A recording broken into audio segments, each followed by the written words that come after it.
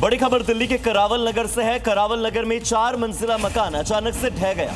तो आपको बता दें, शाम 6:38 की घटना है जब ये इमारत गिर गई। मौके पर पुलिस, दमकल, डीडीएमए की टीमें पहुंची। हालांकि गनीमत रही कि हादसे में कोई हताहत नहीं हुई। फिलहाल स्थानीय पुलिस और संबंधित एजेंसियां भवन गिरने की वजहों की जांच कर रही है कि ये इमारत कैसे गिरी। प्रशासन एहतियातन पहले से ही इमारत को खाली करवा चुका था।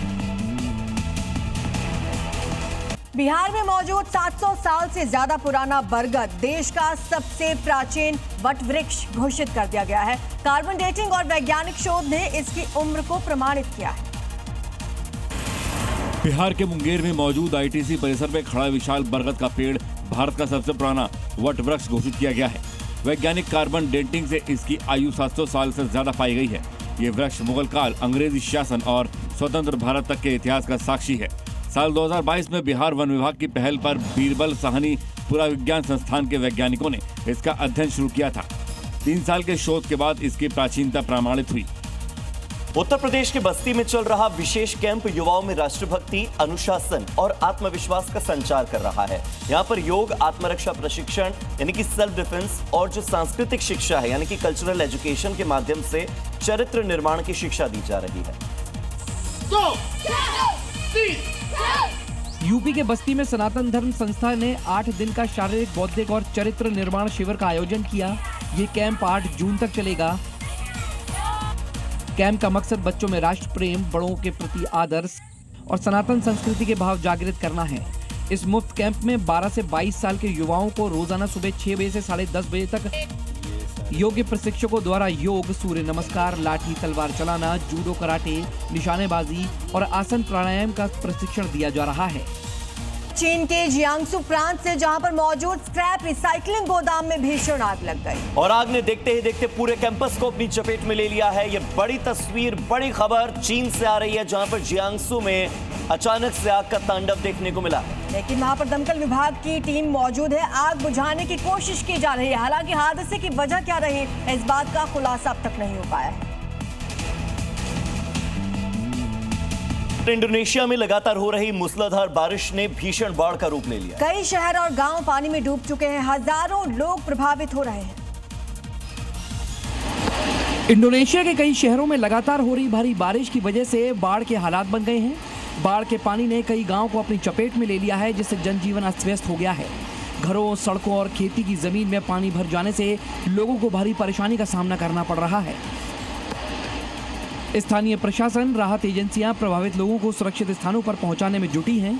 बचाव का काम लगातार जारी है। प्रभावित इलाकों में राहत सामग्री भी पहुंचाई जा रही है।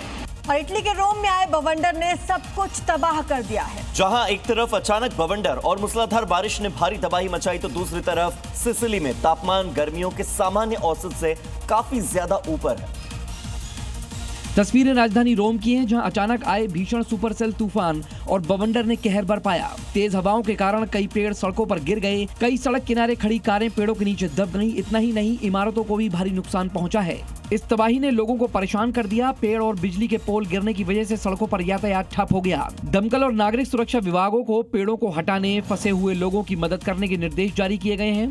सिसिली और दक्षिणी इटली के कुछ हिस्सों में तापमान सामान्य से काफी ऊपर दर्ज किया गया। जून के शुरुआती दिनों में क्षेत्र में चिलचिलाती धूप और गर्मी ने लोगों को परेशान कर दिया है।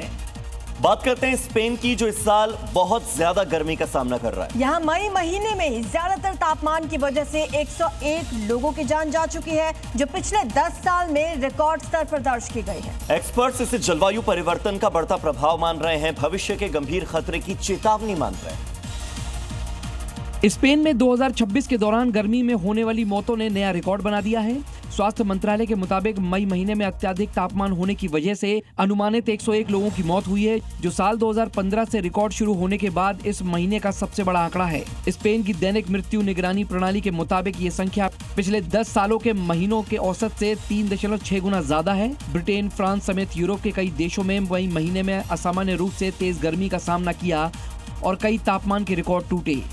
अमेरिका के हवाई में किलाउआ ज्वालामुखी के 48वें विस्फोट के दौरान अचानक से लावा फव्वारे की तरफ फूटने लगा और ज्वालामुखी के ऊपर कुछ समय के लिए बवंडर जैसी स्थिति बन गई। ये तस्वीरें किसी हॉलीवुड फिल्म की नहीं बल्कि हकीकत हैं, और वो भी हवाई के किलाउआ ज्वालामुखी की, जहां 48वें विस्फोट के दौरान लावा के फव्वारे फूटने से ज्वालामुखी के ऊपर कुछ समय के लिए बवंडर दिखाई दिया। जब जमीन के पास तेजी से ऊपर उठती गर्म हवा ऊपर की ठंडी हवा से मिलती है तो एक क्षणिक बवंडर बनता है, जिसे हवा का एक घूमता हुआ गोला स्तंभ बनता है, जिसे अक्सर धूल का या छोटा बवंडर कहा जाता है। वैज्ञानिकों का कहना है कि खिला हुआ दुनिया में सबसे सक्रिय ज्वालामुखियों में से एक है और इसका ये विस्फोट सामान्य से कहीं ज्यादा तेज था।